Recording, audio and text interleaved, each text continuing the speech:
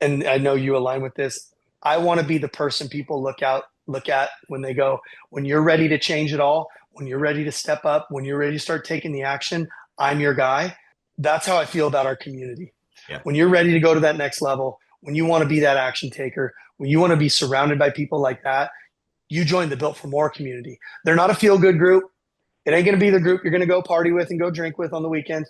We're not going to be the fancy resort group. I ain't taking you to Cabo. We're not going to Cancun. I'm not partying with nobody. Nope, nope. That's not me. We are a group of elite individuals that care about being better husbands, better wives, better friends, better leaders, better business owners. And we want to take responsibility for it all. And we just want to surround ourselves with people who are doing the same. What's up, guys? Welcome back to the Built for More podcast. I'm here with my co host and legend himself, Matt Smith. What's up, baby? What is up, man? Today's going to be Hey, a good one. yeah, I'm excited today. We're going to talk about vision. We're going to talk about mission. We're going to talk about gaining clarity and how to get people on board. Am I right? That's right. And I think one of the things that, dude, like we were just chatting before we hit play here, and we're just like, hey, what's relevant? What's real? What's on our mind right now? And both of us are like, well, we're all in right now. I'm like, cool, let's talk about that. What does it Yeah. mean to be all in? What does it mean to share the vision of like how do you get the vision of being all in? How do you what I think you are really good at, Dustin, is bringing other people along the ride with you. And so I think that if we can just really just unpack like what season of life we're in right now and help Mm-hmm. share that story, I think that that will help a lot of other people. That's one of the things that I love about what we are committed to doing here at Built for More is it's proven, man. It is like this isn't, hey, we have a 12-week plan that we of what this podcast is going to be. Literally, we were 5 minutes ago. We said, hey, what do we want to talk about today? What's real? What's raw? What's relevant? What are we going through in the moment? Let's share that Mm-hmm. with the audience. Yeah, and we have this promise too, and I know that you're very much this way. We're not going to share stuff we aren't doing, haven't executed on, and or are not getting the results on. I think it's incredibly important that like I'm not sharing with you ideas. Like there's things if Matt right now asked me about the stock market, my answer would be, bro, I have no idea. I have no idea, or where you should be investing your money outside of real estate. I have no idea. Yep. And so that's one promise I think both Matt and I will make to the listeners on this podcast is if we are sharing it with you, it's because we have the result, are getting the result, and are working in it right now and are in the trenches doing it. Absolutely. 100% proven. Zero theory, zero fluff. It is actual, and it's probably better than prescribed. I subscribe to the mantra under promise, over deliver, right? Mm. And so I like real life. It's crazy, dude. It's so crazy that how similar we think. Mm. Down to the Diet Mountain Dew on the post today. I had no clue, man. You're a fellow, Dude, you're a my fellow my Diet Mountain Dew favorite. freak. I love it. Dude, and I saw that you had the jug, you had the 50 ounce or whatever. I'm like, oh, dude, an iced 50-ounce Diet Mountain Dew from the gas station. Bro, That's there's not a right. whole lot of things that like in my life that'll get me smirking like in a giddy way, but a Diet Mountain Dew will get me. Yes, sir. I love it. I love it. But other than the Diet Mountain Dew, what you said earlier, it's so crazy. So, you and I have both made a commitment to just contribute at a very high level. And dude, you inspire me to be better every day because of the level that you contribute. So thank you for that. Thank But you. it's forced me to level my game up. And how can I just give everything away for free? And one of the things that like literally happened today, I got a Facebook message. I almost posted it and I decided not to. I don't know. But it was the message was, thank you for your content. It is super, super helpful. I steal everything you do. So thank you for the ideas. And the reason I didn't post it is because my response people may misunderstand. Dustin, I'm curious, what if you got that message? They said, thank you. It's really inspiring. I steal everything you do. He mentioned two or three specific things that he are indeed. And then he ended it with, thank you for the ideas. How I would you have know responded? you did not even talk to me about this, so this is fresh. This is fresh. So me knowing you, the word ideas was very triggering for you at the end of that sentence, was it not? Yes, sir. And here's the problem with ideas is ideas are shit. And Ideas, it's this thing of like ideas is what people like. People think that thinking is working. You think because you're thinking about it that you're working, and you're not. And so, what Matt shares, or what you share, is you don't share ideas. You only share the things that you're actually working on inside of your life, that you're applying inside of your life and in your business, that are working for you. So these ain't fucking ideas. Yeah. These are proven things. What was your response? It was very first thing. So I had to rewrite it a couple times. I had to check myself because it was like 'cause I love it when people share like that's like Yeah, it fulfills me when people say that things like that, right? yeah, But so I thanked him and I appreciate it. Glad it's helpful. Hope it's helpful in your life. Hope you can live a better life. But I want to be clear. What I share are not ideas. yeah. What I share is real, raw, relevant, and I'm doing it in the moment. And if you think they're ideas, maybe you're missing the note in my content and maybe you should go back and reread it.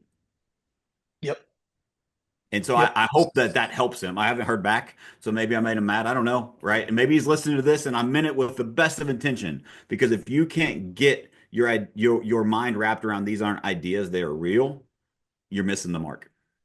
Now, this is a good segue here, Matt, because one of the reasons I see as to why people never take ideas and go to execute, they never execute. And you and me know this after working with each other is, brother, we can have like it 50% figured out and we're still taking action, right? Oh, We can, we don't sit there like we'll pitch back and forth ideas and they're like, feel like it's never coming together, but we just keep taking the next step and the next step and the next step. And as we take that next step, it starts to come together more and more and more and more. It's the action that puts it together. So why do you think so many people get stuck at just ideas? What is that? yeah. So I think there's a lot of different reasons. It's paralysis by analysis, number one. They want it to be perfect. But I think if we like we've all heard that, right? And one of the things that I say over and over to myself is my imperfect action will smoke your perfect inaction every single time, right? And so it'll never be perfect. Done is better than perfect because perfect doesn't exist. But I also think that what is hidden underneath that is fear, Mm-hmm. fear of failure, fear of rejection, and sometimes fear of success. I think that's one Mm-hmm. that people don't talk about enough. Is a lot of people are afraid, what if this actually works? What if I actually grow? What if I actually make more money? What if I actually outgrow my peer group? What then? I think Mm-hmm. it scares people and they don't maybe they don't wrap their head around it, but I've seen it over and over and over again in my environment is because we're a personal development environment in our on our team and people outgrow their peer group and it scares them. Yeah. Yeah, and one thing I like to do is like think of inside of fear of success, which is it's really fear of responsibility. So if Mm, I do this, then I'll have to be this. If I do make this kind of money, well, then I'm going to be looked at this certain way, and people like that are judged. And so, or really good. if I do go and win and build this organization, I'm going to be responsible for all of these people. And so I feel like the avoidance of responsibility is the reason as to why some people don't take that next step because every level there's an increased level of responsibility. Matt, as you've grown your team and your businesses, you have multiple businesses now, you coach top entrepreneurs across the country, throughout North America. Like when you look at your calendar throughout the day, do you have less responsibility today than you had 5 years ago, or do you have more? Dude, substantially more. Yeah. And when you look And at I the people you're coaching today compared to who you were maybe coaching 6, 7 years ago, yeah. Dude, more responsibility? I don't even think I think I never had a coach 6 years ago, much less being a coach, right? Like I maybe took some online courses, but yeah, so but I also say so it's massively grown. But I also say this too is that maybe it takes a different type of person and but like I truly believe it and I feel it in my heart. Pressure is a privilege. Any time that I feel that pressure, man, I've just learned and I've taught myself that that means I go all in. Like whenever I feel pressure and I feel that like, oh, it'd be easier to not, I instantly just dive in whatever it is Yeah. and go all in. And what I've found is if you run to the storm is way less severe. Mm. Instead of waiting for it to show up at your doorstep. That's right. If because it's coming. Mm-hmm. It's coming. Yeah. So you can't I, avoid it. You're so right. I had this analogy inside my head of like, I'd rather me show up to the cave, the dragon's cave, the dragon's lair. I'd rather show up to its lair than it show up to mine. Yeah. And so you either have to face these things and these responsibilities that you have in your life, or it's going to show up in your life with regards to pain. So here's one thing for those of you that are trying to avoid responsibility. The heaviness of responsibility is much lighter than the heaviness of regret. And you'll see this a lot in older people. Like, go spend some time with someone 60, 70, 80 years old. Are most of them bitter and resentful or fulfilled and grateful? Most of them are bitter and resentful. Yes. And that's because avoidance is like this drop of water on your forehead. It's slow, it's not felt, it gives temporary, it's like avoidance is a temporary relief. But you wake up 10, 20, 30 years later and you've gone fucking crazy. As you get older, you get bitter, you get better, and most people get bitter.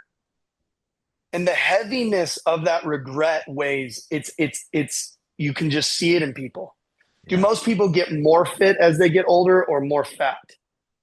Fat. Right?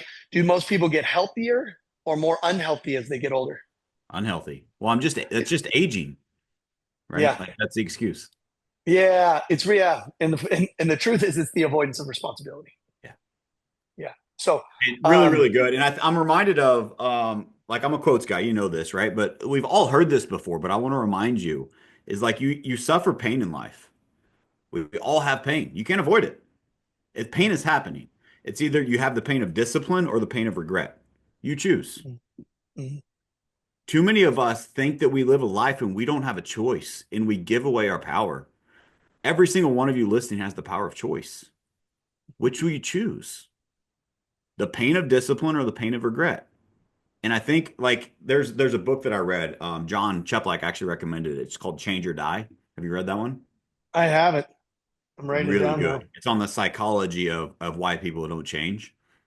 Mm, And there's a lot there. But mm, I think one of the things that is important for the audience to know is if you were to like I've read a bunch of surveys and studies, and maybe it was in that book, I don't remember for sure, but it's like if you go to a nursing home and you ask someone that's on their deathbed and you ask them what is their biggest regret, almost always it is something that they did not do that they knew they should have done. mm, I don't want to live a life of regret. I want to live a life of fulfillment and happiness and joy. And I gave it my all. I went all in. I don't regret I didn't do the thing. Because do you think any of those people on their deathbed regret taking a risk at something that was in their heart, a dream that they had, even if it didn't work? No. They're glad they took that. The regrets they have are the things that they didn't do, the mm. risks they didn't take, the things that they were avoiding because it was uncomfortable. Yeah. So, what is all into you?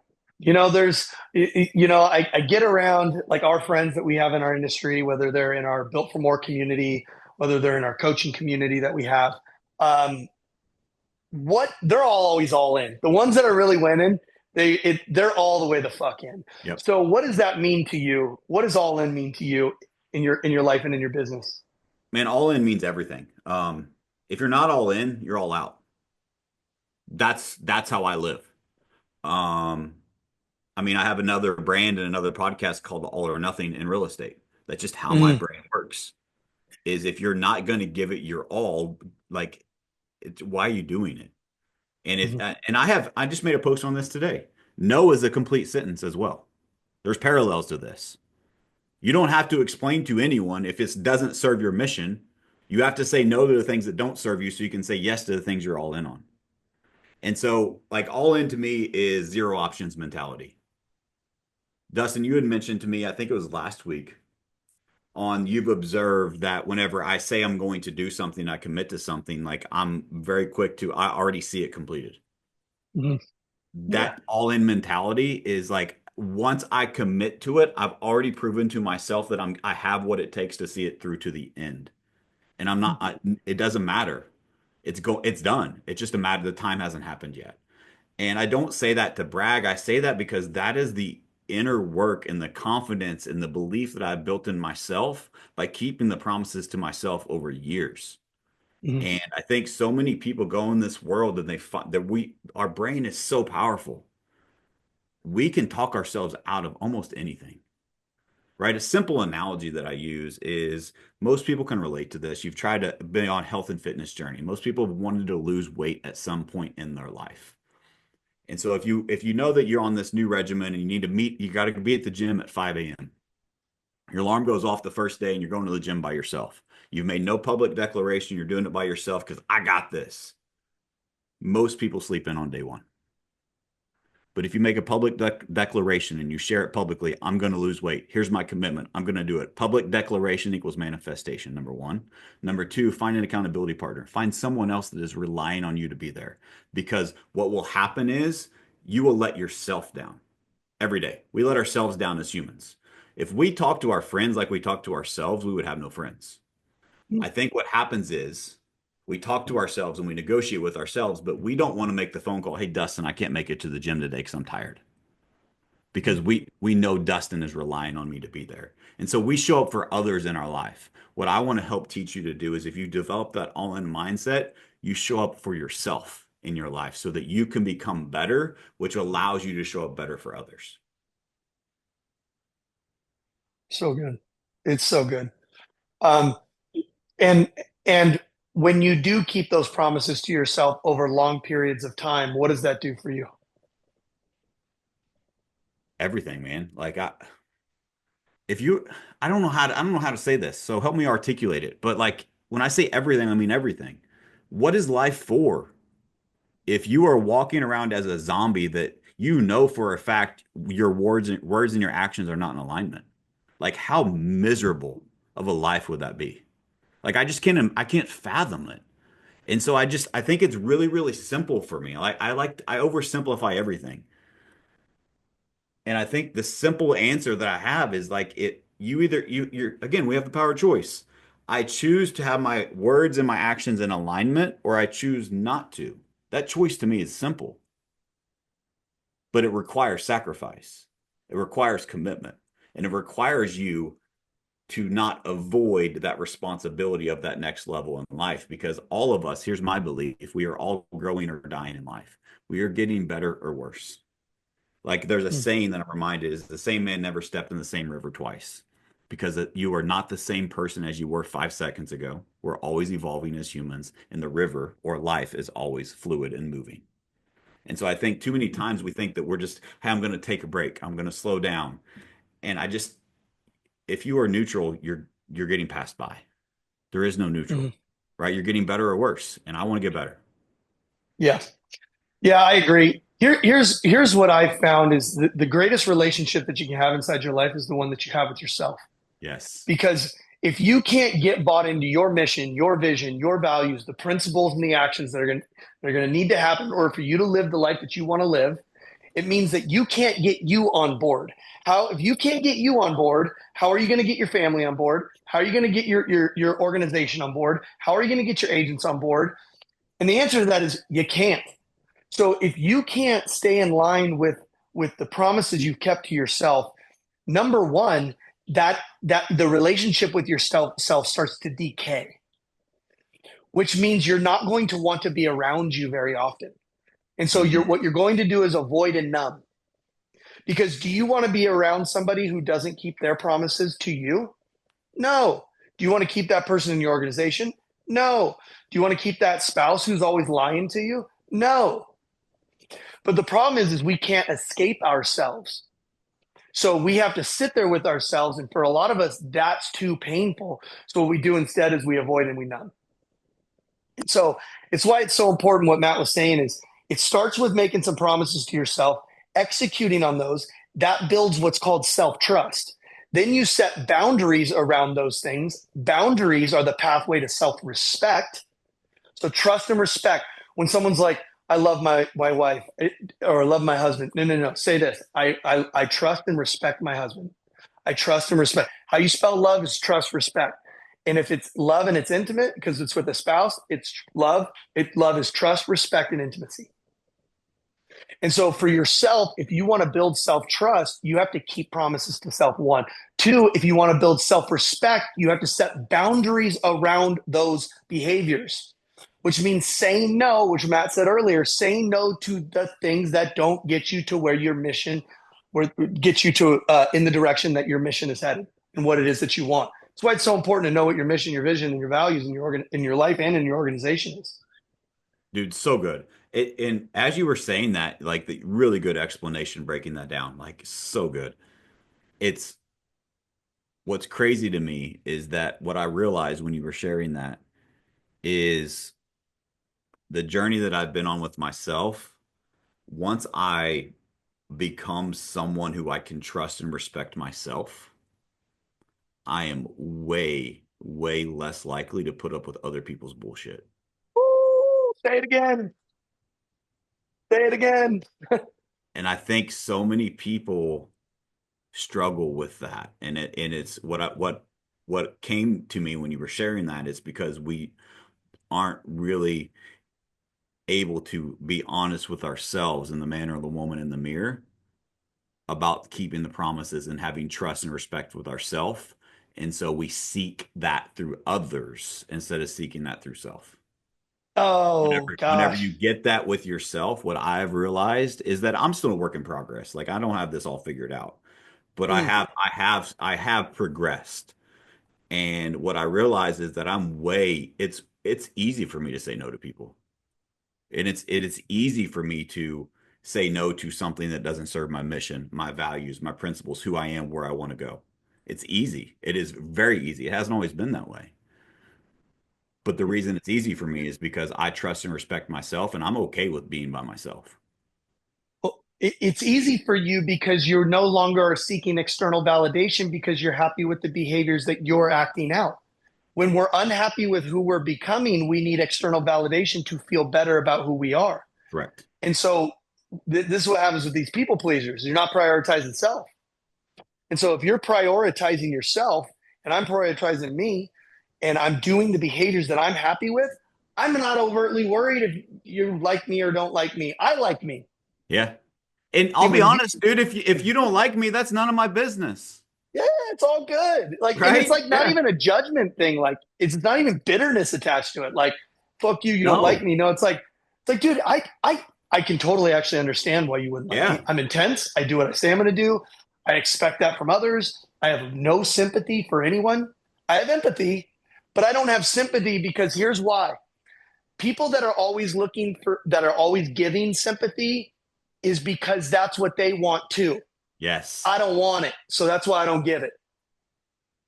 Yep. So if you're Preach. wanting sympathy from everybody all the time, or if you're giving sympathy to everybody all the time, it's because you secretly want it too. I don't want it. Empathy, understand where I'm coming from, step up. Sure, empathy's fine. But that's really good, man. That's really good. I love all in for you is knowing what you want, keeping the promises to yourself, building self-trust, building self-respect with yourself, and fucking doing whatever it takes. Yeah. Like if I'm not happy with me, I'm not happy with anyone, right? I got to be happy with me first. Yeah. And it sounds selfish, but I think it's selfish not to. I think Mhm. that you can't give what others deserve of you if you don't give it to yourself first. I couldn't I agree can't more. be the dad that my daughters deserve if I don't take care of myself first. I can't be the husband my wife deserves. I can't be the leader my team deserves if I Mhm. don't take care of me first. You can't pour I from an empty cup. I think so many people get it backwards. spot on, spot on. Some people aren't growing, so the only thing they got to give is a high five and a hug, which is fine if you start there. If you got nothing to give your energy, give a high five, give a hug, give your Sure. effort.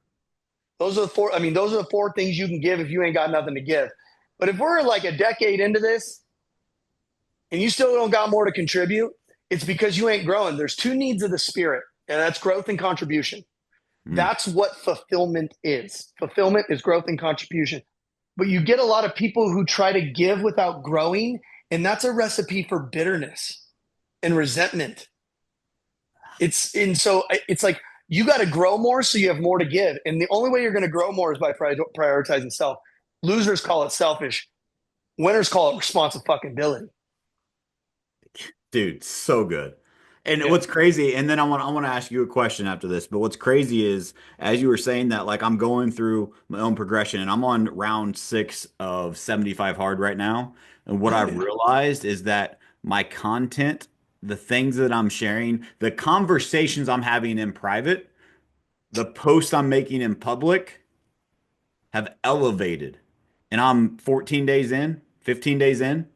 Why have they elevated? Because I'm slowing down, I'm spending more time with myself. I'm having honest conversations with myself. I'm feeding my mind more information. I'm reading books. I'm back into those habits, and I'm learning and getting more in myself, and so I'm able to give more to others. And I think too many people just like it's and really quickly too is that I remember one thing, and I've shared this before, but I think it's really, really important. And this is where all of this comes from because I don't want this to come across as selfish. It's actually selfless. And here's what I mean. I remember the first time I did 75 hard. Dustin, I posted the picture this week on social, and you're like, dude, who is that guy? You guys got to go see it. His links in the below. Go to his Facebook. Follow him. That His content's that fire. that guy was the guy that was drinking every night that was a success because he paid more money in taxes his first year in real estate than he ever made in his life, and he thought that he had made it. And so he Yeah. started eating unhealthy, started unhealthy habits, started reading his own press clippings, drinking every night, and just got out of control. Well, what happened was when I found 75 hard and I made the commitment to do it, I got to day 50 something and I was just ready to give up. I was ready to give in. And God loved my wife, and I was trying to make every excuse in the world to her about why I should stop. And my excuse to her was that I was telling myself was that I just feel selfish. I'm spending all this time away from you and the girls, and you guys deserve better. And she interrupted me. She didn't even let me finish. She said, "Stop." In the last 50 days, you have shown up as the best version of you. You have kept the commitments to yourself, and you have actually been the best father and the best husband that you have been in years because you're taking care of yourself. I'm not letting you stop now. Mhm. Literally got Good. goosebumps, man. Like That's that, good. it's for someone like that is a mindset shift for those that are listening. Like it's not me saying it, it's the people around me witnessing it and seeing the benefits of me putting myself first so that I can show up as a better version of me. So I just want to put that in perspective for those that maybe missed that mark. But Dustin, we talked about going Wait, all in. real Yeah, go quick. ahead. How fun was Big Matt? Big Matt looked like a good time, Big Matt man. knew how to party, man. Dude, could he turn it on or what? Oh my gosh, yeah. Big Matt could like yeah, he was first one at the party and last one to leave and he was shutting it down and he was bringing everybody down with him. He's got stamina and some endurance at the parties, huh? That's right. And You, dude, I think that's where I learned my sales skills is I convince other people to get completely just wasted with me, right? Because it's not fun to do yeah, it alone, right? So yeah. I need to bring people with me. And so yeah. Dude, it's funny because I was a big partier. I read something in a book a long time ago, and it said something like anyone that has that type of energy towards something destructive, and it's fun for a while. Like in my 20s, I don't regret it. I loved it. It was fun. I enjoyed myself. I was a degenerate, and I love that version of me, and I love that person. And if that person can find a way to get some clarity in their life, you rarely see someone who goes hard partying or hard addict when they get clarity. You rarely see them not be able to light up a room, Yeah.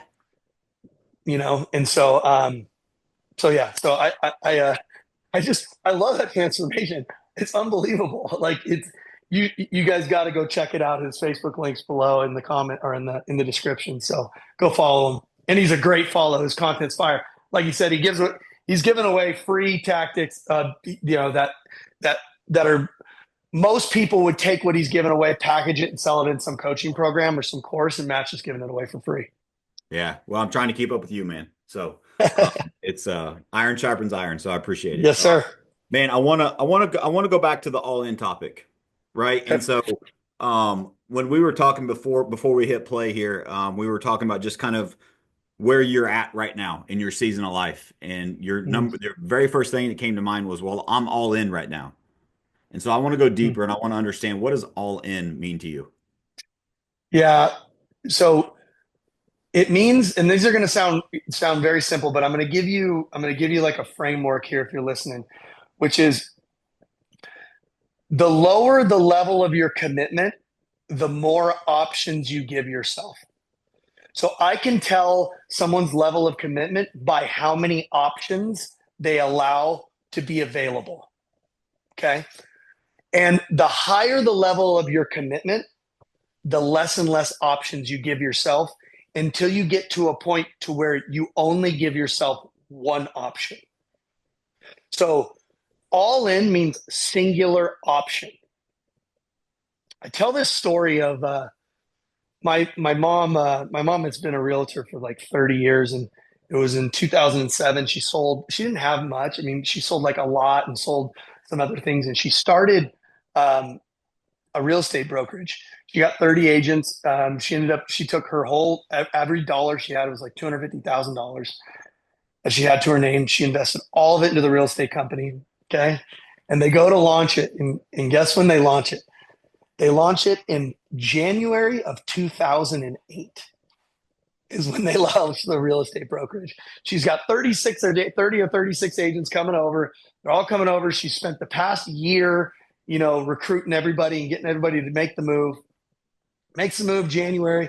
Well, like January 18th of 2018 on Good Morning America, Matt Lauer gets on the TV and he stands up there and he goes, "Good morning, America. The real estate bubble has burst." Could you imagine? Like you just went all in, you sold everything. I think she was like 56 years old at the time or something, almost 60 years old, and went all in. And I asked her this question, and it will forever ring true with me. I said, "How did you, how'd you, how'd you get through that?" And she says this. She said, "I had no choice." Mm. And the truth is, in that moment, I wrote that down when I asked her that question. I wrote it down and I said, the truth is, she did have a choice. She didn't fucking give herself one. Yeah. And same thing with you when it comes to 75 hard. You don't give yourself a choice. When it comes to your 20 connects every single day, you don't give yourself a choice. Zero options. There is no options. The more options you add to your psychology about what it is you know you need to do in order to accomplish what it is that you want in your life and or your business, it's like the less likely you're going to do it. You get what I mean? I want to give you Yep. this. There's also this thing called decision fatigue. So Mm.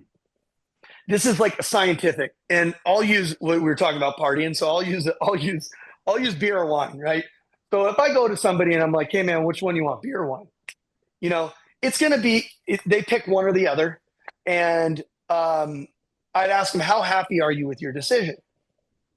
And they're gonna say, "I'm fairly happy, 7 or 8," or some of them be 8 or 9 or a 10, right? But if I'm like, "Hey man, you go down the alcohol aisle, pick out your favorite drink," and there's 1,000 different options. Whatever one you pick, you are going to be less happy with that option, which means scientifically and inside your psychology, the more options you give yourself, the less happier you are with what you chose. Yep. If you give yourself less options, the more happy you are with what you chose. Here's the truth when it comes to moving forward inside of your life and your business. You know the fucking option. It's the option that moves you forward, or it's the option that moves you backwards. And winners don't give themselves a fucking option. So all into me is zero options. It's the option. It's the only thing. It's the limited amount of options, which increases your commitment levels. And that's it. You So talked good. about negotiating with people's mind. It's like people are negotiating because they're giving themselves another option. Yeah. Does this make So, sense? and I wrote this down, and this is a reminder from years ago. I haven't mentioned this in years, but you reminded me of it. One of the things that I used to tell everyone new into our organization, I'm going to bring it back, is that I would ask them and I would set them up by, I would ask them, "Hey, Dustin, welcome to the team. So glad you're here. I'm curious, if real estate doesn't work out, what's your plan B?" And they would think about it and they would tell me, be like, "That's Dustin, that's a problem." That's so And they're good. like, "What do you mean? What's wrong with my plan?" I said, "The problem is you have one. Yeah. The problem is you have a plan B. You know, the people that kill it in this career, they don't have any other options. They got plan A and that's it. And they will find a way to make it work." And what I found was a common theme, and the people that had put more thought in their plan B had less success or got out sooner than the people that had no plan B. Yep. Makes sense. The only way to quit, I always say this about real estate, the only way to fail in real estate is to quit. And when you give yourself a second option, a plan B, you're more likely to quit. Yep. You're more likely. I, those of you that always need a net to fall back on, you'll never, ever, ever going to, you're never going to excel at your highest possible level. The elite, they Come on, put themselves in do or die situations. Even if it's not reality, psychologically, they do it. Psychologically, they put themselves in do or die situations. Guys like Matt, he would rather, he'd rather die than not grow. miserable. Yeah, like he would avoid. So it's so painful for him to not grow that it shrinks the pain of moving forward. Yeah.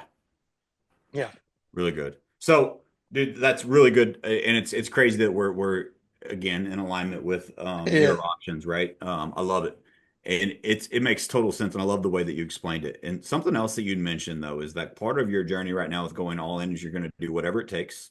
mhm, Number one, but you also mentioned that you got really, really clear on your vision, and then you shared that with others that are close to you. I'd like to mhm. learn more about that. Like, how do you find that clarity of your vision? And then specifically, how do you communicate that to share that with others to bring them along with you? Yeah. So really good question. Right off the bat is you and I share the same mission. I just want to change lives. I keep it that simple. I want that if you get inside of my life, we're going to impact lives. I'm dead serious about it. My wife, it is the exact same thing. So when I go home, I'm like, I'm just, it's not something I joke about. Like sometimes I'll get off stage and then people will get me behind the curtain or whatever. And they'll be like, so what the fuck are you doing after this, brother? And I'm like, same shit of what I talked about on stage, man. Yeah. This ain't no joke to me. Yep. Like I clang and bang, man. Like this is like you're not going to get me at the gym and get a different me. Like Yep. I am this guy. So one is like my mission is like this is it is into my identity. Like I am here put on this earth. God put me here to help impact and change lives. Period. I sat next to a 25-year-old sat in front of me today. And I looked at her and she's made like 50 grand so far this past 5 months. She's on track to make 120. And I asked her, she still owes the IRS 10 grand and has a little bit of debt. And I said, what are you doing with your money? And I looked at her and I said, if I'm not in this woman's life, this woman continues this pattern, she will be burnt out in 4 years. I go, I need to get in front of this. Back to my mission. My mission is to change and impact lives. So I said, you pay off that IRS debt instantly, period. Your interest is accruing daily. I go, I am willing to risk our relationship here to tell you the fucking truth. So everyone that I know knows what my mission is. I do not apologize for personal development. I I do want not. to I want to interrupt really quickly because that story, man, it is fucking crazy. A week and a half ago, I had a conversation with one of our newer agents that was crushing it. And I Yeah. pulled him in because I just had a feeling that something was going on in his personal life. And so I just asked him and I told him about the iceberg he doesn't see. And I just dug and asked a bunch of questions. And um, come to find out, he's getting ready to declare bankruptcy. I said, "All right, cool, man. Tell me about that. Why?" And I dug and dug and dug. And he said, "Well, I think it's just the easy way." I said, "Interesting. You think that's the best way?" That's all I said. And he looked at me like I had three heads and he said, "No one's ever asked me that." And so we had a conversation. and I shared with him what John shares about him like not avoiding paying off the IRS debt. And I shared the blessings that John Cheplack has in his life because he didn't run from his problems. And so what I asked, I just asked him one question. Man, no judgment, no matter how you leave this meeting. I would just encourage you to go home and really, really think about this success path that you're already on. How quickly could you really just, instead of avoiding this, how quickly could you actually address it and put it behind you? And which is better for your future in 5 years from now? He came back to me the next day. He said, "You know what? I decided I told the lawyer to cancel the bankruptcy. I'm owning my shit." Boom. Do you have the power and the capability to pay it off? Yes, then you have to. Because if you file the bankruptcy, here's what you're doing. You're avoiding the lesson. Yep. I would be interested to say this too, Matt. I wonder what the percentages of people that file bankruptcy once and then end up filing for a second time. Yeah. It's got to be high Yeah. because Yeah. you lose the lesson. Yep. Sorry, I had to share that story because it's Yeah, no, I crazy. love it. Like so, and I like it's in how many team leaders do that and slow someone down? I did it because I care because I see how good he's doing and I saw the momentum and I'm like, all right, I got to help you get some leverage, got to help you do this, and I want you to know most people at this point right here, what happens is they stop doing what works because it works. Mm. And so I don't want you to start reading your own press clippings like I did. I don't want you to relax. I don't want you to become fat Matt. I don't want you to be comfortable. I want you to stay hungry. I want you to realize and fall in love with the process that got you here. And we Yeah, broke that part down, and then it happened in the personal conversation too. But for him to accept that responsibility and come back, I'm like, his life has changed forever. He just it just yeah, has not happened yet. And so like yeah. that's the shit that money can't buy, right? But when you know what your fucking mission is, Matt, you're clear on your mission. My mission is to change and impact lives. My mission is not to get people to like me. My mission is not to be adored by everyone all the time. My mission is not to have easiest conversations. My mission is to change and impact lives. So that means I must value depth. Yes. If I'm going to change and impact the lives of the people that come into my life, I need to value depth. And too many leaders go surface level with their people and they don't go deep with their people. So I'm glad you shared it because that's the example that you're setting is like you go deep with your people. Why? Because you know your mission. Yep. So it's like you got to get clear on your mission. You've got to put it into your blood. Here's what I'll tell you. Um, Friedrich Nietzsche, if you don't know him, he's a crazy mofo, but he used to write this, and he would write these things about teachers. Nothing against teachers, but he would just say teachers are bloodless, or professors were bloodless. He wasn't a fan of professors because they were people that would teach it and then wouldn't go behave it. They wouldn't go act it. Mm. So they would get up in front of the class. They would teach what you need to do, how you need to do it, but then they would not go. They wouldn't go act it out in their life. And so he would call them bloodless. So that's where I came in this thing. I'm like, you got to put your mission in your fucking blood. You can't just talk about it. You can't just, communicate it. You have to be it. I don't want to be known as a rich guy. I don't want to be known as a real estate guy. I want to be known as the guy that if you are ready to change the game in your life and in your business, you call me. Yep. If you're ready, like you're ready to take responsibility for every single ounce of everything that's ever happened in your life and you want to change the fucking game, I'm your guy. My mission is not like be the richest guy in freaking the city. It's not my mission. It's to change and impact lives. So Really good. Something that reminds me of is that I've said this before. I think I've said it on this show. Is that I think so many people live for their resume, right? They live for like how other people perceive them. They live for yeah, like how do I get another notch in my belt, right? Whether it's finances, whether it's accomplishments, achievements, and hell, I've been there, right? I was that guy. yeah. Um, I got the t-shirt, right? Like, but I've grown and I've developed, and what I've realized is, and what I started saying is, I stopped living for my resume and I started living for my eulogy. What I mean by that is, That's deep. what are people going to say about me when I'm no longer here? What impact did I have on the world? And what I look at is like, I hope this is many, many, many years from now. But I want my funeral to be in a fucking football stadium because I've had such an impact on people's lives. There's a line out the door of people waiting to Oh, thank yeah. me. That's the impact I want to make, right? And so I think that whenever you have a vision that big, and that maybe you can help with this. Like when you have a vision that big, like I visualize it like it's in Arrowhead Stadium. Like I visualize like that's where it's at, right? And that's a huge that's a lot of freaking people, right? How do you break that down into a vision that you can help others in your life that don't think like you actually see it to be on board with it versus just taking your word for it? Oh, good. So there's your mission first. Mine's change, impact lives, same as Matt. Then there's the vision for your life. And that's the next thing you got to get clear on is what is the vision? What is it that you're wanting to try to create inside of your business? So how are we going to change and impact lives?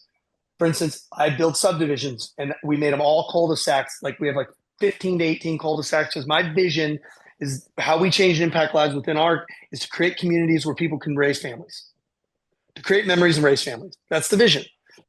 Um, the vision for the vision for say like personally. So this is one thing that I am. You say this often. You said it on stage. You said if you haven't said something 900 times to your agents, you haven't said it once. Yep. Or it's the law of you say like 30 to 1 or 90 to 1 or Yeah. something like that, 9 to 1.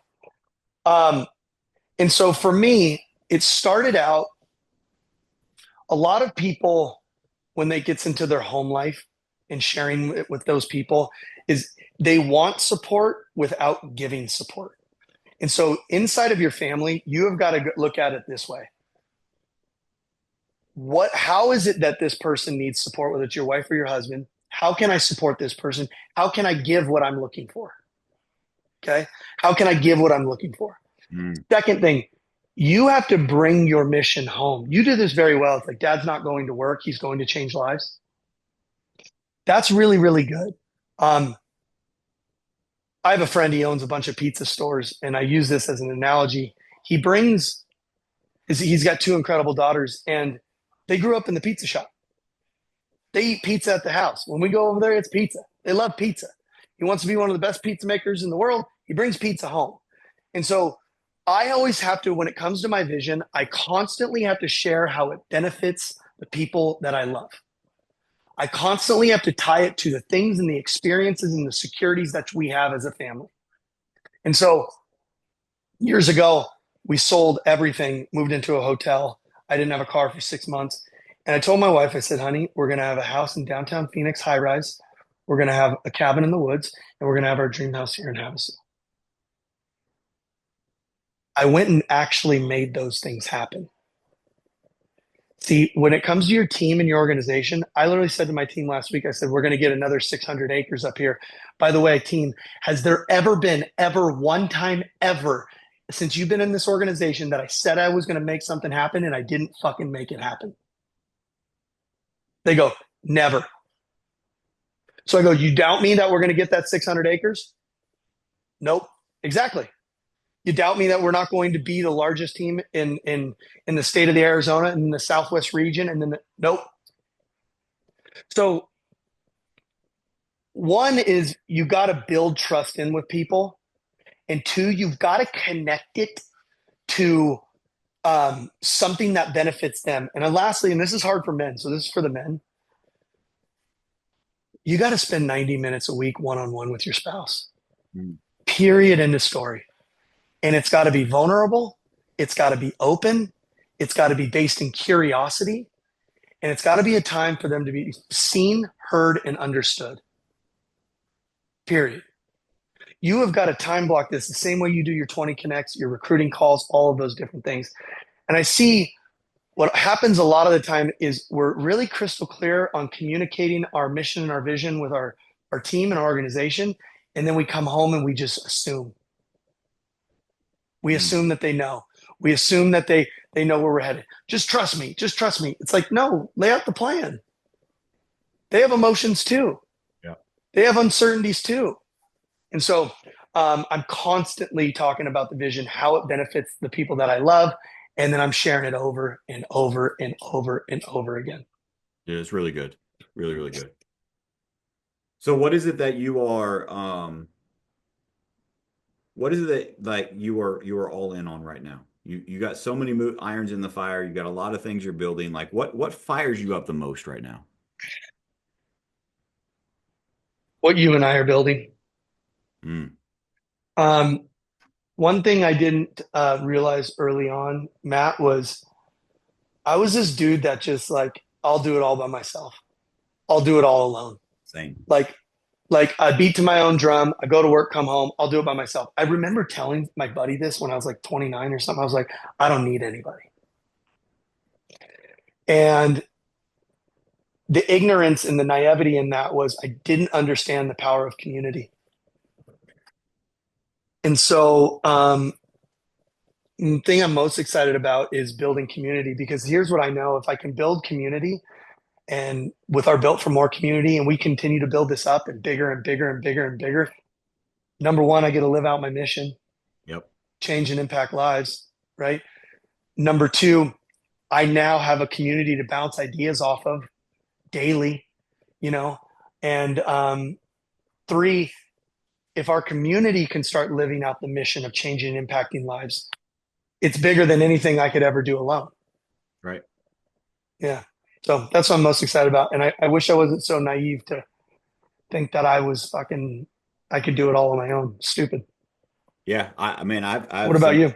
Yeah, that's the same thing for me. Like I just my word for the year is community, right? And so how can I build community? And I think that's like again, I oversimplify, right? But to me, that means like-minded people that are willing to contribute at a high level and want to achieve amazing things for themselves and for others, right? Like, and so that, and it's not me versus you. Like, I think everyone, so many people get stuck in this, like, I, I don't want to be in a community of high achievers because it'll make me feel less. Like, Mm, what I've realized is that if you are in the right rooms with the right people that are doing big, epic things, that's way more welcoming than your local community of people that are maybe doing a little bit better than you mm, because they see you as competition. mm, And what happens in a community like what we are building is collaboration, is contribution. mm.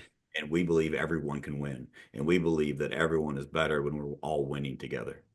Yeah. You couldn't be more spot on. Like I said, and I know you align with this. I want to be the person people look at when they go, when you're ready to change it all, when you're ready to step up, when you're ready to start taking the action, I'm your guy. That's how I feel about our community. Yeah. When you're ready to go to that next level, when you want to be that action taker, when you want to be surrounded by people like that, you join the Built for More community. They're not a feel good group. It ain't going to be the group you're going to go party with and go drink with on the weekends. We're not going to be the fancy resort group. I ain't taking you to Cabo. We're not going to Cancun. I'm not partying with nobody. Nope, nope. That's not me. We are a group of elite individuals that care about being better husbands, better wives, better friends, better leaders, better business owners. And we want to take responsibility for it all. And we just want to surround ourselves with people who are doing the same. Dude, I want to add one thing to that. The Yeah. most important thing of our community is the people that won't be in our community.